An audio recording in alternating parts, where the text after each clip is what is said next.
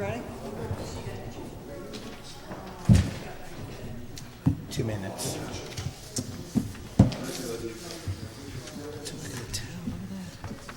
Can't wait to do it. Towns and topics.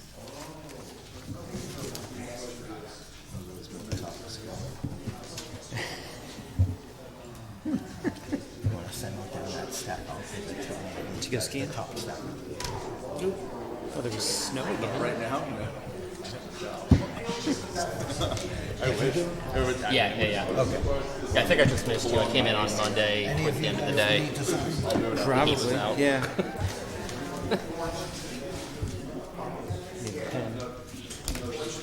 I can start now. See, I'm gonna have to sign in 2 minutes. Time's up. All right, let's stand for the pledge, please. Pledge allegiance to the flag, the United States of America, to the republic for which it stands, one nation, under God, indivisible, with liberty and justice for all. Board Member Drake? Here. Board Member Nysel? Here? Board Member Steen? Here. Board Member Van Blarkum? Here. Supervisor Disclafani? Here.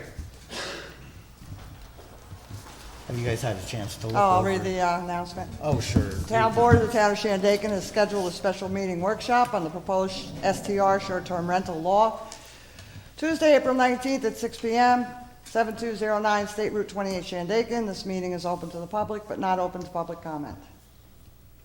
Thank you, Joyce. So I made revisions on the draft law that we talked about. Did I miss anything? Okay. Everybody's fine with it? Okay. I did, there's a handful of small, frankly, type of things. Cool. Yeah, sorry. It's all right. It's easy. Not a ton. Easy peasy. Let's clean it up. Very top of page 2, under the property manager section. Respond to a complaint within 30 minutes by phone and or 1 hour in person and is require. I believe it should be is required. Okay.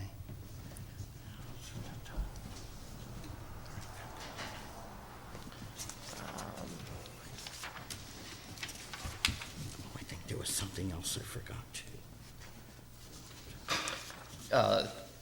The other two that I believe I had.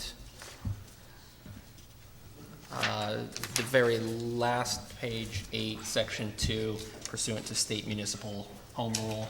Home, not Hume rule. And did it already get taken out where it was the segregated question mark? I think that was removed. That was page 6 originally, but I think you might actually have that already.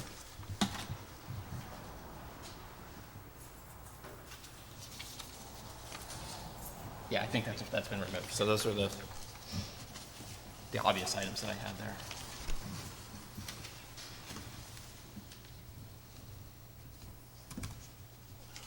And then I had, 90 days to get a license, and I meant to put 90 days to apply. Did I do that?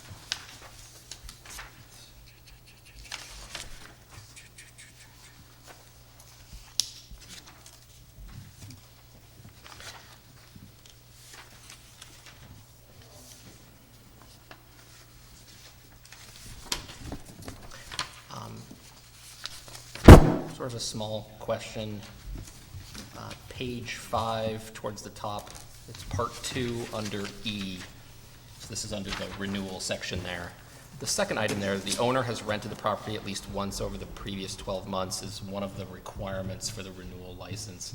Strictly speaking, what's the rationale? Like, if they had not rented in the prior 12 months, but had received a license, and had received their fire inspection, passed successfully, no violations, is there any particular reason that they would have need to have rented the property? I guess not. Yeah, I would agree that it's a little Yeah, unnecessary. it seems a little If ridiculous. you've got the license and you're not renting, that I mean, if you want to, go for it. Yeah, it's your own business. I think maybe it was to keep people from hoarding a license and not using it. I guess But the we other could question there strike is, it. well, a part of it is, do we have a realistic mechanism of, Checking. yeah. Yeah, I mean, if we go onto any platform and see their calendar and it hasn't been, or I don't know if it's realistic or not. I mean, anything don't could be. believe that you can tell Yeah, by not looking at a really, calendar that's if the true. host has just blocked it off or That's rented true. it, right? So we Right, don't. Right, you don't really know. And we have, I think you're right, it's about the hoarding to prevent, but we've already said if our caps, if the numbers seem problematic, we'll address it. Right. So if somebody's hoarding licenses, I don't think that's. I don't think it's gonna happen. We could delete that completely. I think It so. Yeah, I is think just, it's, How would we check? yeah, okay. The Well, 90 days thing is under page 2, section 1. 90 days to obtain an STR license. You want to apply for an STR license? Apply, yeah, apply, right, that's what I wanted to change. A1, last line. A1, okay.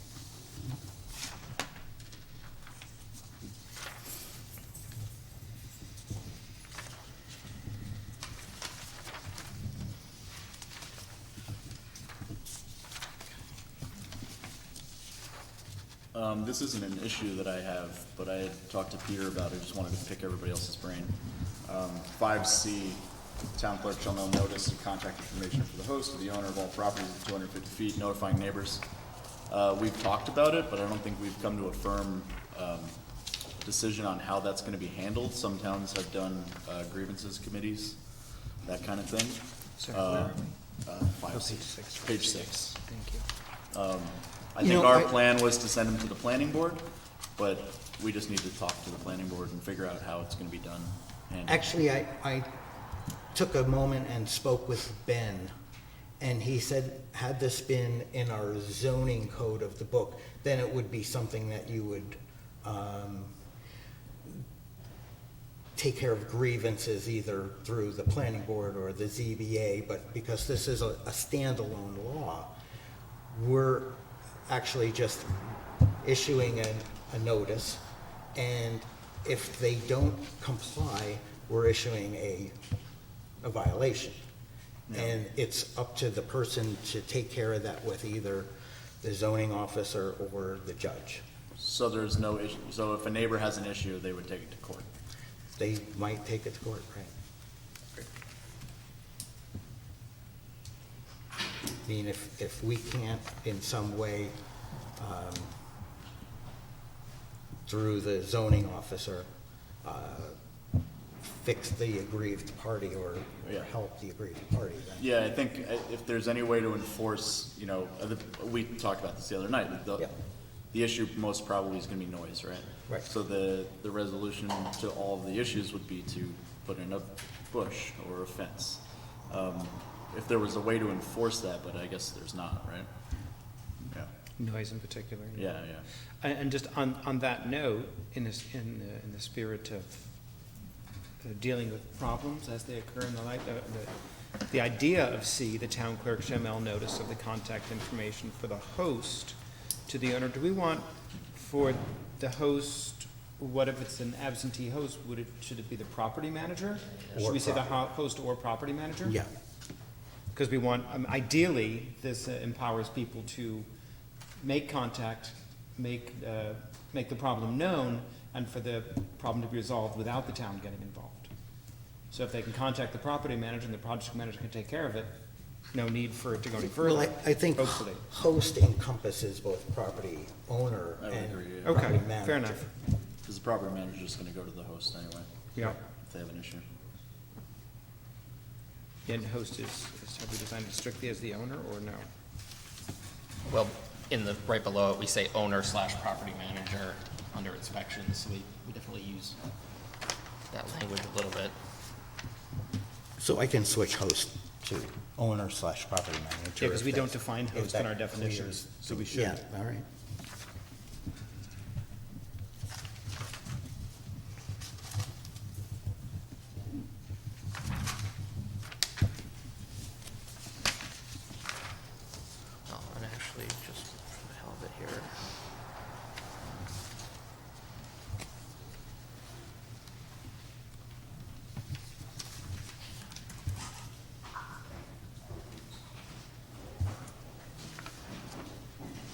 So there's actually 4 other spots where we use the term host. Okay. 3 of them are on page 2E. Just missed it. We use the word host 3 times in that paragraph. Yeah, so we do. And then we use it once other on page 3G, each host.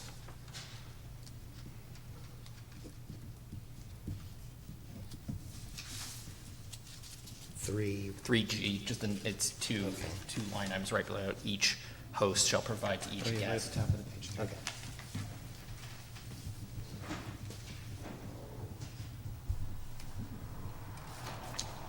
Okay. Make those changes.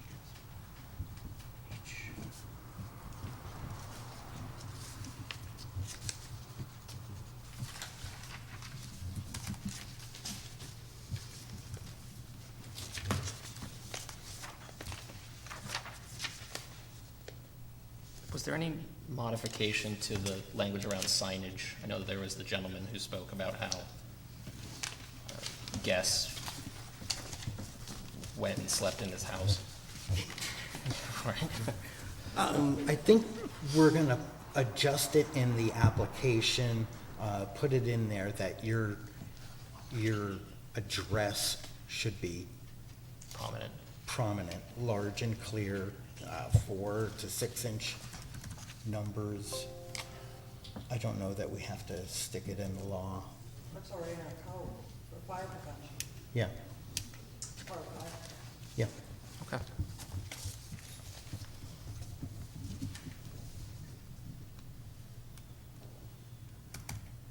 We put something in The the law. addresses, not just the fire numbers? Fire number address is exactly the same. I mean, we have something in the law about not having a sign in front because I didn't want Right. Used to be not. through residences having. Yeah, some houses still have the old fire numbers, but it doesn't matter. Now it matches their address. Mine didn't.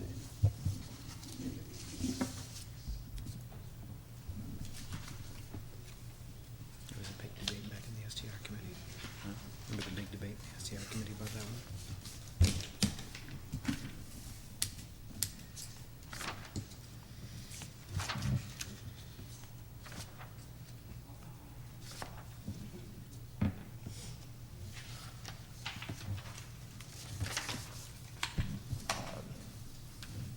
Small thing, but actually the very last page, I think the garbage and trash line slipped in at the very bottom. I think that's elsewhere. Oh, it is elsewhere. Yeah, Yeah, that's just, seems to have been pasted in there. It's on page 3. How did I do that? You just really hate garbage. Yeah, that's from the other page. Little copy and paste mania.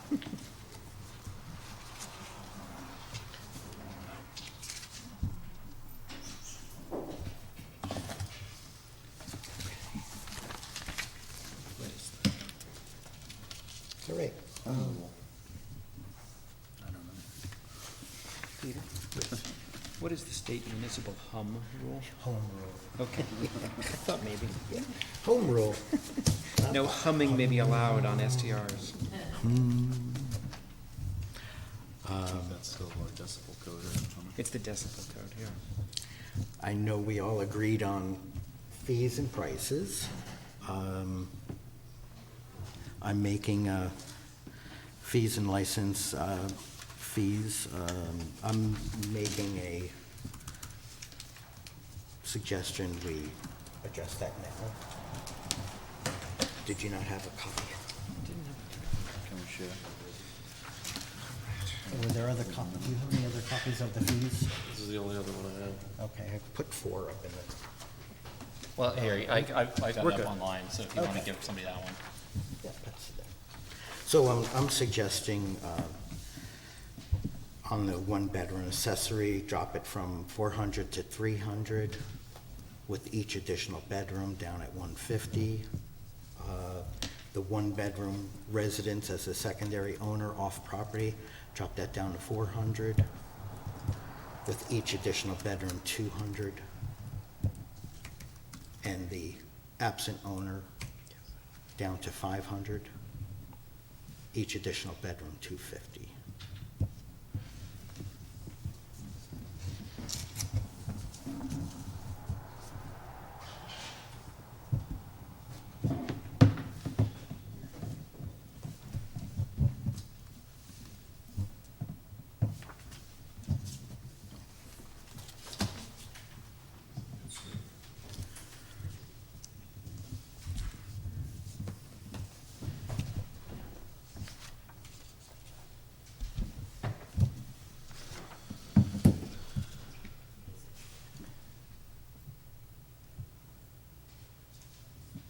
And to clarify, because these are, both the changes that were on the other document and this are considered non-substantive? Right, reducing something is non-substantive. Increasing something. Right, of course. Making more regulations, That's a none of, a yep. non-substantive change. Right, okay.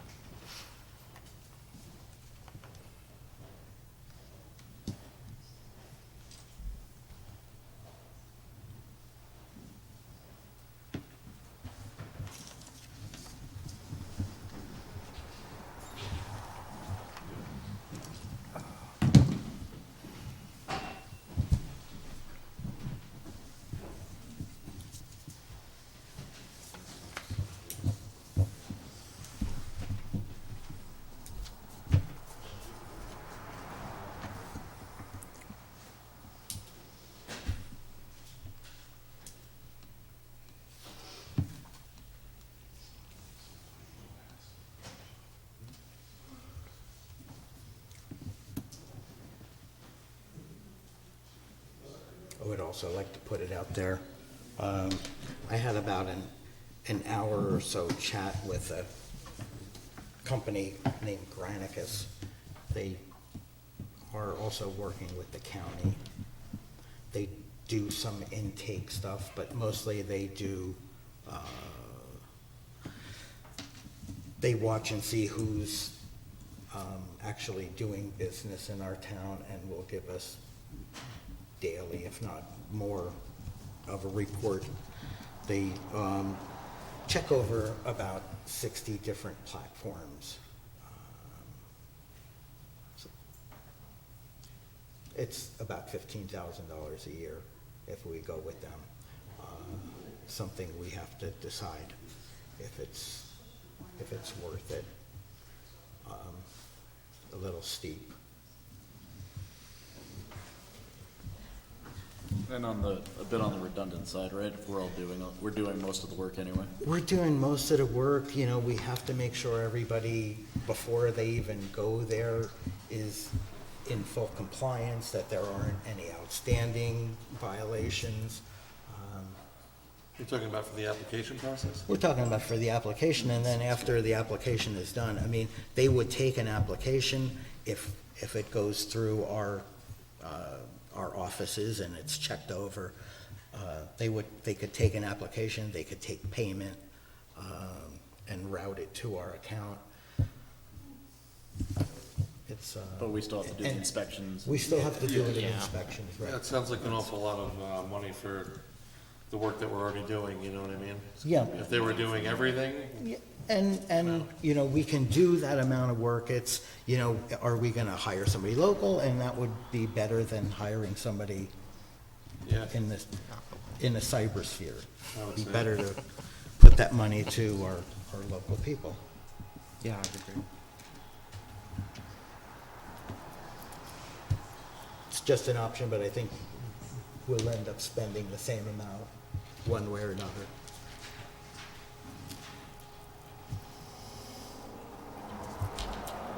Are we okay with the fee revision? Thank you for dropping it. I appreciate that. I think, given the feedback we got in the public hearing, I think we're still gonna get a little bit of that feedback, but I'm happy to see it dropping, so thank you. Okay. Yeah, I feel better about it. I'm happy with the drop. Yep, comfortable with it. Okay.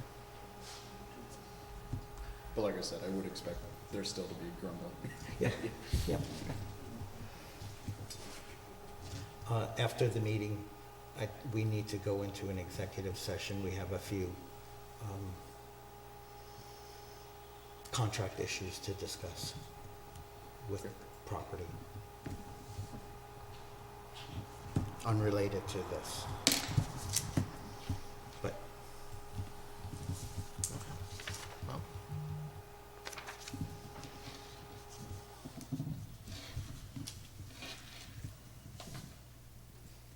does anyone need or want to add anything more to our workshop? I'm good. Should we set a public hearing for the next meeting? We don't need a public hearing. Nothing has changed substantively. Great. We can just put it in resolution as we had it. Sounds good. I mean, if we were gonna add more regulation to the law, then we would need a public hearing, or if we were gonna go higher with the fees, we would need a public hearing. But we'll have a public be heard part of the town board meeting Comments on resolution? before for resolutions, right? Right. On the second, right? motion to adjourn? Yes. Well, we want to go to executive session before. We'll go to executive session. So I'll make a motion, we go to executive session. Second. All in favor? Aye. We'll be back.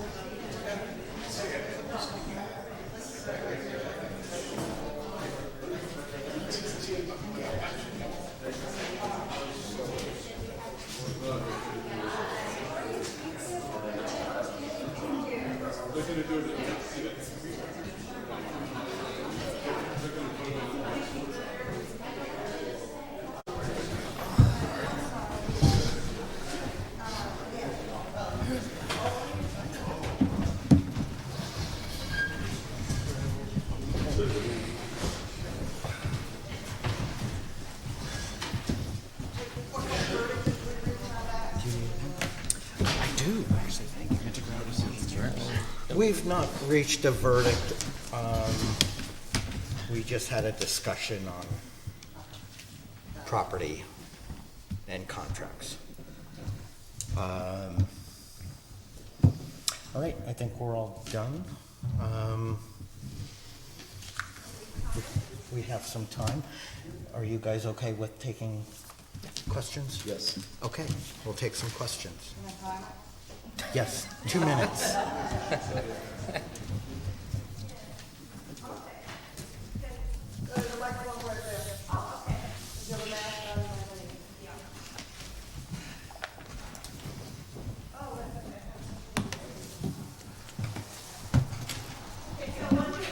With the fees, for some hosts adding up to possibly $1,000, would it be possible to have an option to pay in installments for the licensing fee? So, I mean, Sure. I don't know really how that could be put into the application or the law or I think we'll, we'll take it on a case-by-case basis. Sure, yeah. Yeah. Sure, yeah, yeah. sure. So if there was a checkbox on the application, then they could just check off whether they prefer to do it that way. Okay, okay. I mean, that really. Well, what would be the interest, what would be the interest rate on that? We'll have to check with the school district how they do it. Or my tax collector. Well, the taxes already, you're actually paying twice a year, even though it's two separate taxes. Yeah, they do it over a period of time, 4 months. I think, if we do any of that, just 2 pays, not more than 2. Yeah, we could do it on a 2 pay, Yeah, You know, less like- administrative. 3 months later type of thing, yeah. So I have page 7, number F. It says each calendar day a violation occurs or continues shall constitute and be deemed a separate and distinct violation. So that seems extreme in the way that it could be enforced, so that the fines just keep adding up as the same as if you had, if you didn't correct a violation for 2 days, then you're being charged for 2 violations, or? That's how our code book reads currently. So this whole. Not the whole thing, but enforcement that section? style is taken right out of our code book. It's general New York But municipal law. how does that actually add up to the penalties then? Are you, because then you see the penalties are then at the next paragraph down, and then it adds up to a lot of money for first, second, third. I'm just confused on the wording of that. It looks like maybe it's adding up to more than was really intended. Are you talking about G? Yes. FG. And then H is also confusing because that's an additional way of figuring the penalty.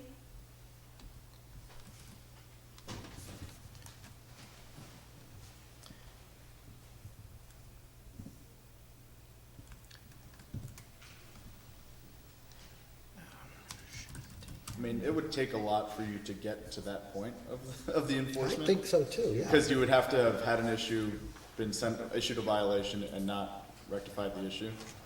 So it's not like you're gonna have an issue, we're gonna send you a violation, all of a sudden you're gonna start accruing fees. Well, that's why I didn't understand why F was And in it there. starts, but it Because starts out it's- with $100 violation, and then it goes to no more than 150. And a second violation committed within 12 months shall be subject to a fine of 250. I mean, before you start getting to those high costs, Yeah. you're a couple of years into not dealing with an issue.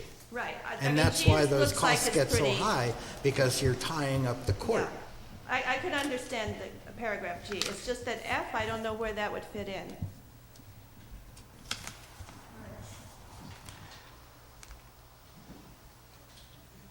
And, well, that's how they do it. That's how our code book is. It's right out of our code book. Each day, you have committed a violation. It continues. Each day is a Then new in 3 days, you violation. could be up to the third strike then, And according it's, to it's up G. to, it's up to the judge. And our judges are usually very fair. So the judge actually isn't following this exactly, it's at the discretion of At the his judge? discretion, correct. Just so I understand, so say I get a violation, and I talk to a contractor, and the contractor says I can't get to it for 2 weeks. Does that mean every day I'm gonna be fined that amount, or I could go to? You will already have been given a 30-day notice of that violation. You aren't just given a violation, you're given a 30-day notice, first of all, and a notice to cure. So you know about the violation and you have 30 days to start taking care of it. Then, if we come back and you haven't started even looking for a contractor, that's when we start giving you a violation. There would be an interpretation where if you really. But our code reads that you're given a 30-day notice. And I imagine most people will be communicating with the zoning officer, the inspector. You know, it's not like all of a sudden you're gonna get a bill and you're, The zoning officer, you're in touch with them, and they feel that they're really working with one officer trying to get the thing addressed, you're not gonna be hit. right. Yeah. Yeah, this is the same as any other violation. You know, you're gonna start seeing those fees once you go to court. Yep.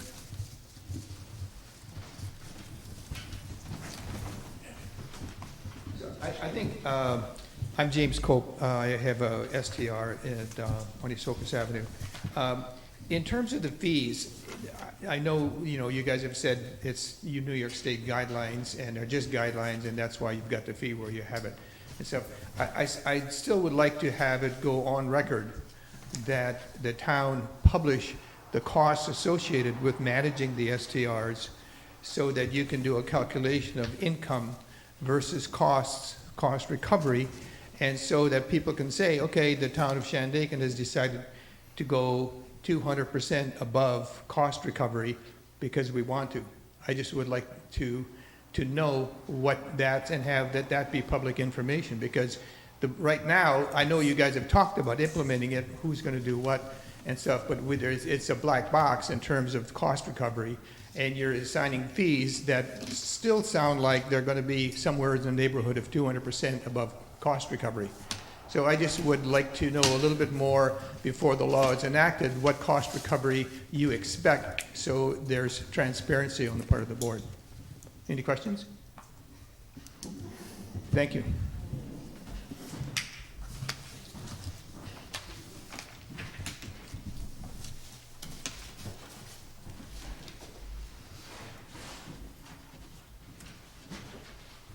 Hi, I'm Karen Charman. We have the yurt on Broad Street Hollow. I still think that the fees are too high, and I would like to see them lowered a bit more. That's all I wanted to say.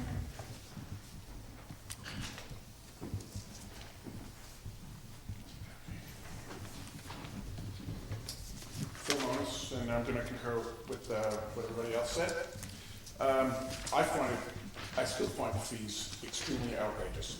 In being transparent right now, okay, finishing our taxes yesterday, I had $7,500 in SDRs last winter, or last year, 2021. Okay? You're going to take 14%. Okay? It's exorbitant. Look at your county fees. Okay? If I am a hotel, I'll use the Mohawk Mountain House, greater than 100 rooms, it costs them $500. For $500, they get an inspection on the lake, their pool, their rooms, their food service, the spa, everything. The Emerson Hotel, right down the street. It's probably under 100 rooms, okay? They get theirs done for $250.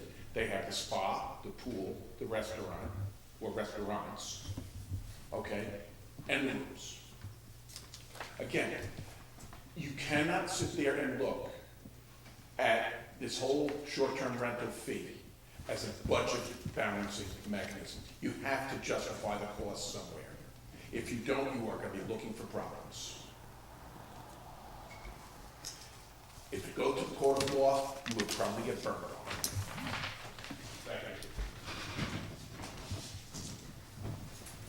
Hi, Kerry Henderson. I have a STR at 93 Main Street in Phoenicia. Just talking about the fees. I feel this is sort of another money grab. I was actually invited by the Ulster County Lodging Coalition today to join in a meeting. I used to be on the board, but now really there's a way we really see we can work. They see that they can. It's to their advantage to work together with the STRs, because there's another money grab happening at county level. A proposal by the Democrat from Saugerties to increase, initially the idea was to increase the tax rate on the bed tax.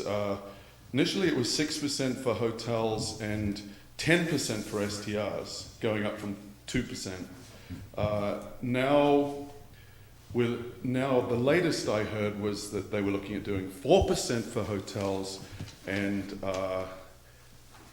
8% for STRs. I sort of heard through the grapevine that he despises STRs and he wanted to tax the shit out of them. So please, while you're thinking about the fees, I don't think that's actually going to pass. I don't think there's enough support, but it might. It also has to go to the state. But it's imminent that the tax rate goes up, and I know we don't pay it. I mean, the guests pay it, and that's their argument. But You know yourself, when you're booking something, it definitely plays into your decision. You know, the taxes. The customer's just looking at the bottom line. You know, so you know, just please consider that while you're considering the fees. Thank you very much.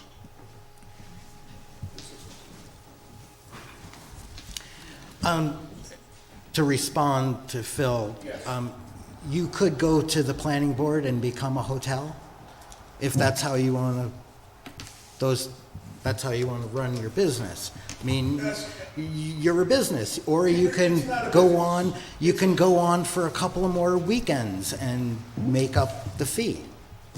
I mean, I don't know if you're up, I don't know what your business is. I don't know how many rooms you have. I don't know if you run every day out of the week. But I know some people just run in the summer. Some people just run in the winter.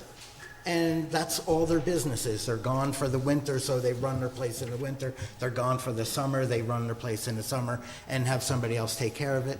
I understand that. These are really in line with everyone else in the county.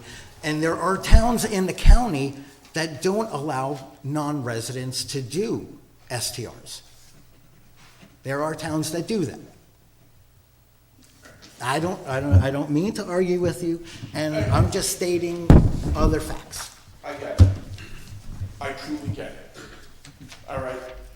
I have looked through pretty much, and when we were here 2 weeks ago, I went and looked on the various websites. I called Town of Rhinebeck.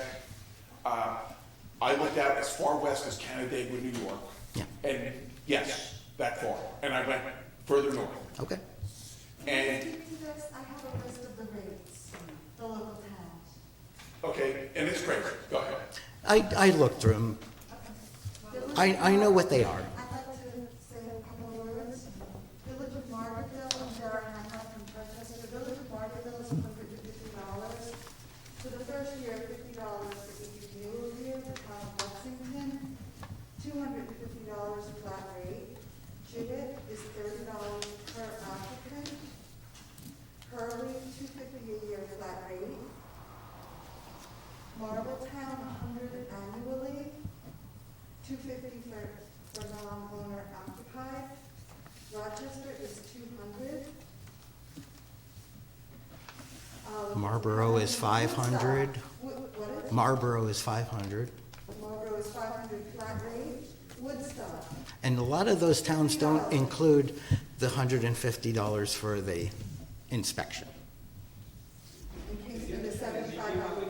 You're doing it annually, your cost for STR when you renew is going to go down.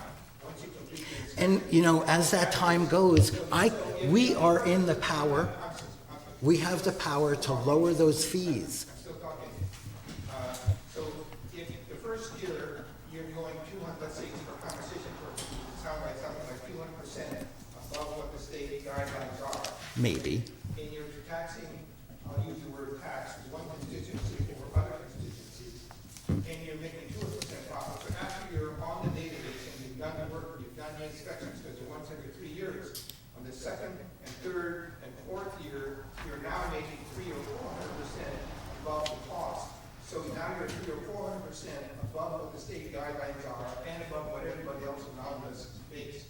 So if you want the SDR host to make less money and for people who only book during the summer to take 30 or 40 or 50% of their profit, that's what you're doing. I'm not sure that you're really looking at the cost equation here, the role of cost recovery, the ethical thing of taxing one group of your constituency over another and giving it full consideration. It's like you heard 3 or 4 arguments. Okay, thank you. I am giving it full consideration.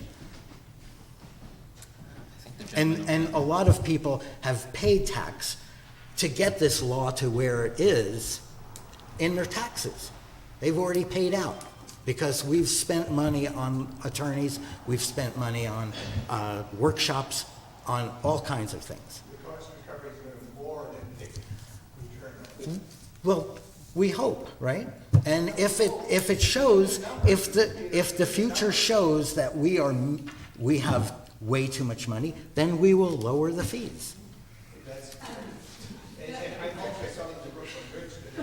Okay, all right, Let's try to be realistic with this, all right? sure.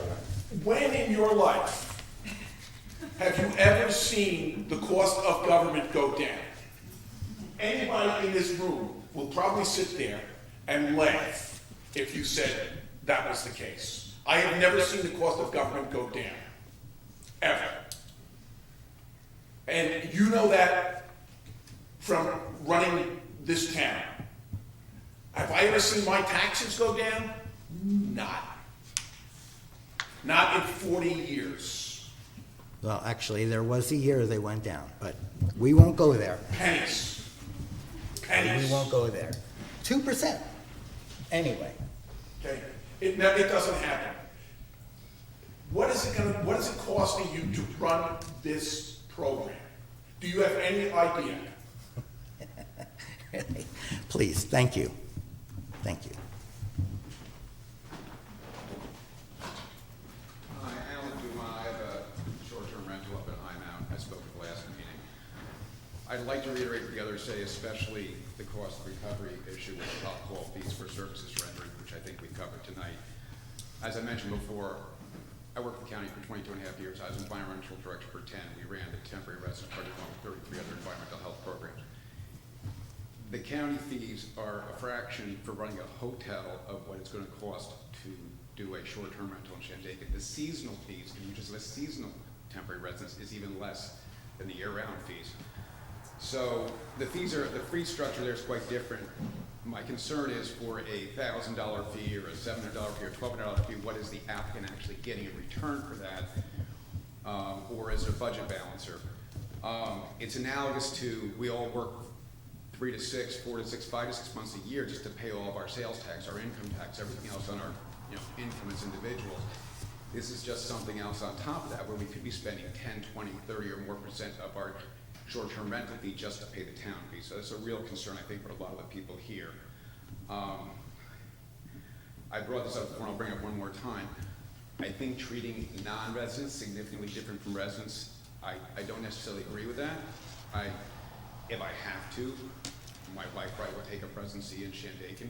We work nearby in Kingston. I just don't feel that because of short-term rental regulation, I should have to move to Shandaken from the Hurley area after being there for 3 generations in the county for 10 generations because of being treated differently as a non-resident. So I think the fees are high.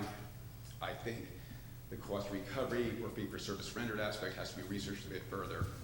And I think we really got to give some more thought to resident versus non-resident treatment. I truly respect, as I had said before, I think the regulations are a good idea. I think it's appropriate for public health and safety. I do want to mention one more thing. Regarding the comment when Phil noticed my neighbor was talking earlier on running a place as a hotel, that regulation does not kick into 11 or more occupants. So unless someone has a 6-bedroom short-term rental, they wouldn't fall into that threshold, and they would have to run that as individual rooms for it to be considered a temporary residence under the state sanitary code. So, thank you very much. Sure.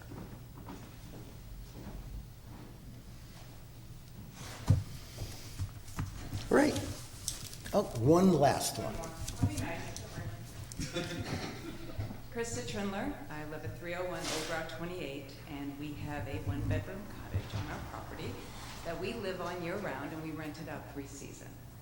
As you all know, I was on the short-term rental committee, so I spent a lot of time working with many of you, trying to find fair and balanced rules and regulations that protect both the town and the people who use STR, especially to pay their bills. And I have to say, I think the regulations, they're a little high, and it's high when you're considering the cost recovery. Excuse me, not regulations, I mean the fees. I do believe the fees are a bit high, and I would like to know where that money is going.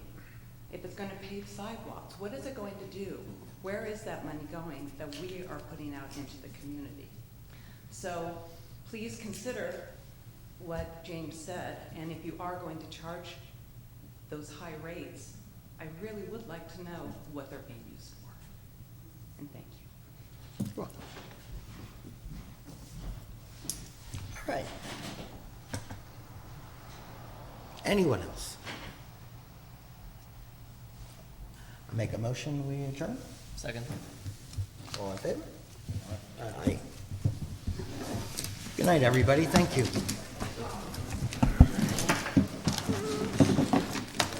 Gotta pick it up. Is all signed already? Yeah, I think you got all those already. I'm starting to recognize signatures.